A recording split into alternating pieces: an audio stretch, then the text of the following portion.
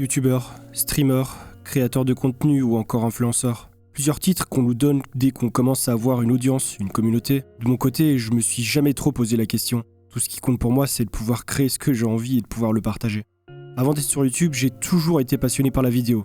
Mais la vérité, c'est que comme la plupart de mes collègues, j'ai fini par me bloquer dans un format et perdre ce pourquoi j'ai commencé YouTube. L'envie de partager des images, des émotions, une vision. Je me suis un petit peu oublié en restant dans ce format qui limite la créativité et c'est d'ailleurs pour ça que j'ai créé cette chaîne.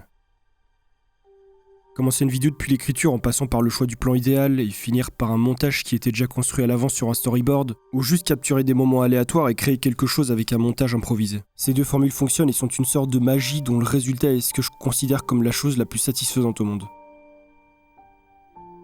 Rendre intéressante, voire spectaculaire des choses qu'on trouve parfois anodines, faire de la poésie avec seulement quelques images, plonger durant quelques instants dans un univers microscopique qu'on ne voit pas du même œil.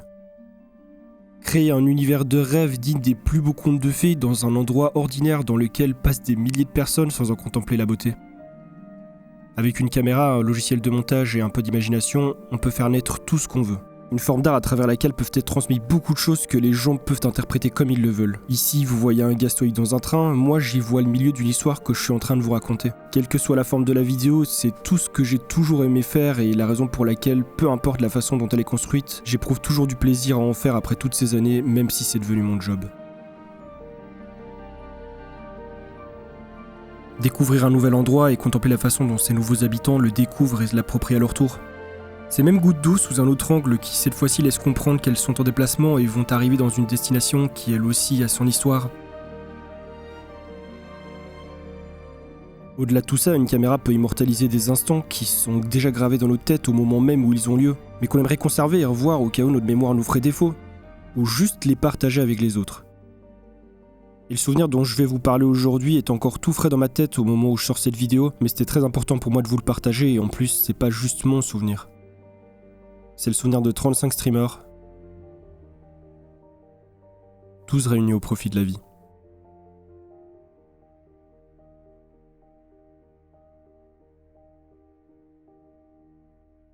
Le Télévideo Games. Un marathon de streaming caritatif qui a lieu chaque année. Cette fois-ci, on était chez Médecins Sans Frontières, une ONG humanitaire qui œuvre partout dans le monde pour sauver des vies. Tous réunis dans un seul même endroit pendant 75 heures pour récolter un maximum de fonds pour qu'ils puissent continuer à œuvrer. Cette année encore, de nouvelles têtes, et ce serait malhonnête de ma part de vous dire que j'ai pas eu le temps de discuter et rencontrer tout le monde, mais simplement que dans la vie, les rencontres ont lieu lorsque l'un des deux fait le premier pas. Moi, je fais partie de ceux qui peinent à mettre un pied devant l'autre. Certains avouaient être stressés à l'arrivée, ne sachant pas comment ils allaient être accueillis, jusqu'à quel point ils seraient suivis par leur communauté, comment ils en ressortiraient. De mon côté, c'était la 4e édition à laquelle je participais, donc j'étais pas vraiment stressé par tout ça. Mes marques sur place étaient déjà prises et ma communauté m'a déjà prouvé qu'ils étaient prêts à me soutenir et soutenir ce genre de cause. Mais physiquement, j'étais clairement pas prêt. Avec un déménagement tout frais sur le dos, de nouvelles choses dans ma vie et pas mal de boulot, j'étais clairement en manque de sommeil et très stressé. Malgré tout ça, j'avais la niaque et j'avais surtout mon staff et ma commu pour m'envoyer au lit quand j'étais trop claqué pour continuer et mes acolytes sur place pour me rappeler qu'on avait une mission à remplir. Un coup d'œil sur la salle, un croisement de regards suffisait à me rappeler qu'on était tous là pour une raison et surtout que j'avais une revanche à prendre sur la pandémie qui nous avait obligés à arrêter l'événement l'an dernier après seulement 30 heures de stream. Au total, on aura récolté plus de 200 000 €, soit pas loin du double de ce qu'on avait réuni l'an dernier. C'était l'euphorie, on était dans un autre monde, sur une autre planète. Cet événement a été une révélation pour beaucoup, aussi bien au niveau des rencontres que de la confiance qu'ils en ont tiré, alors que la plupart avaient pénétré les lieux pleins de doutes, d'incertitudes, ne sachant pas s'ils y avaient réellement leur place. Les gamers ont du cœur, c'est le dicton du Télévideo Games, que vous récoltiez 500, 5000 ou 50 000 €, vous y avez votre place si ce dicton est ce qui vous motive. Derrière tout cet événement, cette organisation, un homme, celui qui est à l'origine du collectif Les Players du Dimanche qui sont les créateurs du Télévideo Games. Il y a beaucoup de choses que je pourrais vous dire sur lui car ça fait un bon moment qu'on se connaît et il fait partie de ceux grâce à qui j'en suis là aujourd'hui. Mais pour cette fois-ci, c'était à lui de prendre la parole. Faut savoir que le Télévideo Games, il a été créé parce que j'ai perdu 2 proches du cancer. Ça m'a énormément touché, c'était la première fois que je perdais des proches d'une manière, on va dire, moins naturelle que par vieillesse. Du coup, j'avais envie de donner un peu de ma personne et d'allier mes compétences et mon réseau et ma passion du jeu vidéo, faire quelque chose de positif. Donc le premier message que je voulais faire passer, c'est que les gamers ont du cœur, parce qu'encore à l'heure actuelle, vis-à-vis des mentalités des gens, etc., dire qu'on est un gamer, c'est pas toujours très bien perçu, on associe généralement le gaming à des adjectifs très négatifs. Et donc du coup, avec ça, j'ai envie de casser les codes et de montrer que voilà, on peut être gamer, on peut être père de famille, on peut être employé, on peut être fonctionnaire, on peut aussi être streamer ou même joueur professionnel, en faire son métier et quand même faire des choses positives et montrer que la communauté du gaming est une communauté unie envers un même message du coup qui est donc les gamers ont du cœur, apporter quelque chose de positif et de donner de sa personne et de montrer aussi qu'on ne doit pas forcément être quelqu'un pour faire bouger les choses, parce que beaucoup de personnes n'osent pas parce qu'elles n'osent pas se lancer ou voilà simplement dire ben voilà ça y est je me lance dans un projet pour le simple fait que voilà ce sont pas des personnalités, ce sont pas des influenceurs, ce sont pas des gamers connus. Ça permet justement de montrer aux gens que n'importe qui peut donner à son échelle avec ses moyens et que si on y croit et si on se donne à fond on peut faire de très belles choses, des relations, des amitiés, il peut y avoir plein de choses qui peuvent naître. Ça peut donner lieu aussi à des collaborations parfois auxquelles on ne pensait pas. Moi, mon objectif de vie, c'est pas forcément d'être connu, c'est pas forcément d'avoir 1 million de followers sur Instagram ou d'être une personne qui va percer sur Twitch. Non, moi, mon but dans la vie, c'est d'être un souvenir et que peu importe les gens que je rencontre ou qui croisent mon chemin, c'est qu'elles gardent un souvenir, j'espère en tout cas positif, et que du coup, ma façon de voir les choses, ma vision de la vie, elle puisse apporter quelque chose de positif à tous ces gens que j'ai pu rencontrer, tendre la main, etc.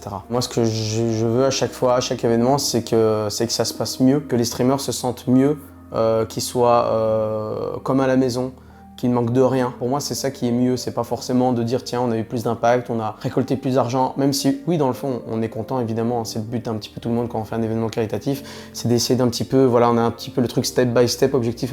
Il y a des gens qui n'ont pas la chance, d'autres qui n'ont pas la même visibilité que d'autres, et du coup, avec cet événement, tout le monde est sur le même piédestal, mais pour ça, il faut que tout le monde se sente rassuré et se sente vraiment à l'aise en fait, tout simplement. Derrière YouTube, il y a de la magie. Pas forcément celle à laquelle vous pensez, ni celle que les médias ont essayé de manipuler à leur sauce pour se faire un max de pognon, mais une magie grâce à laquelle peuvent se produire des choses extraordinaires et qui rapprochent les gens. Et cette magie ne peut exister que grâce à chaque individu qui crée sa chaîne dans le but de partager quelque chose avec les autres et qu'une communauté autour se crée pour la suivre. Un rire, une émotion ou juste une information, si ce qu'on a voulu transmettre est reçu par les autres, c'est qu'on a accompli notre objectif et c'est là que cette magie opère.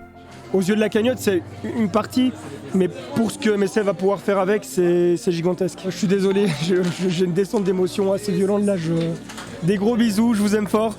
On va chez les players du dimanche, merci tout le monde, merci beaucoup le staff, on peut les applaudir, le staff qui a beaucoup géré, qui a fait beaucoup de choses pour moi. Et merci à tous les donateurs, et merci même à tous ceux qui n'ont pas pu donner, mais qui étaient là, qui ont participé à l'événement, qui étaient dans le chat.